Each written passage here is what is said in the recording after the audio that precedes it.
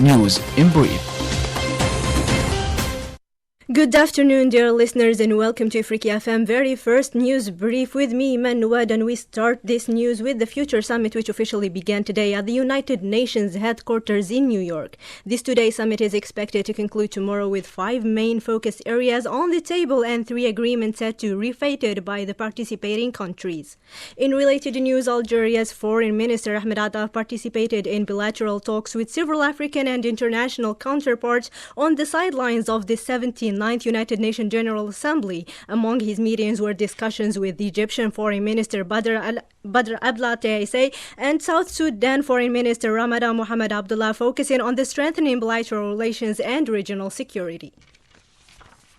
On the security front, Nigeria has announced exceptional security measures to combat ongoing armed attacks have blagged various measures to the region of the country for years. The Nigerian government is committed to restoring peace and stability in these conflicted zones. Still in the security news, United Nations under the Secretary General for Peace Operations, Jean-Pierre Lacroix, has urged all the actors to support ongoing diplomatic efforts aimed at implementing a ceasefire in Eastern Democratic Republic of Congo. The conflict in the region has escalated in recent months, and the call for the truce is crucial to restoring peace. Turning to Sudan, UN Security General Antonio Guterres has called on the rapid support forces to immediately halt their attacks on the city of Al-Fashar in North Darfur. The conflict in the region continues to escalate with failed negotiations, leaving the hope for a swift resolution, and the violence has displaced thousands and exacerbated the humanitarian crisis.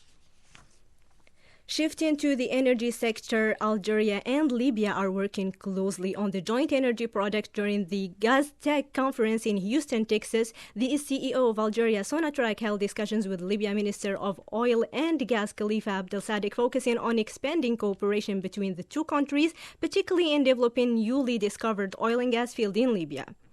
Turning to education, several African nations have kicked off the 2024-2025 academic year under the diverse and sometimes challenging conditions. In Algeria, however, the educational infrastructure has been bolstered with several new infrastructures, ensuring a more robust framework for nations. Students. Other countries across the continent also are prioritizing the education despite facing numerous economic and logistical challenges.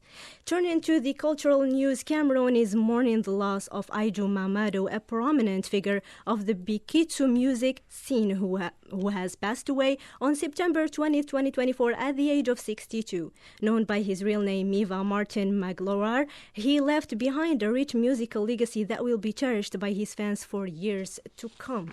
In sports, the Algerian Football Federation has decided not to participate in the 8th edition on the African Nation Championship, set to take place in February 1st to 28th, 2025 across Kenya, Tanzania, and Uganda.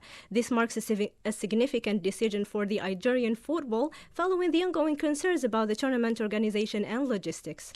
Meanwhile, the MC Algiers has advanced the group stage of the CAF Champions League after 2.0 victory against Tunisia Union Monastirine in another sporting event. CS Sfaxien, secured the crucial 1 against 0 win in Burundi. Rukando, the second preliminary round of the CAF Confederation Cup. Finally, listeners, this concludes the news. However, I'd like to remind you all that Ifrikya FM has launched a new diverse programming lineup offering content in multiple languages, including Arabic, French, and English, Bambara, and Portuguese. Starting today, daily English news in brief will be aired around 3 p.m. local time. Tune in for fresh perspective on news shaping Africa and the world with the French flash news with Samar Hamadi at 4 p.m. local time.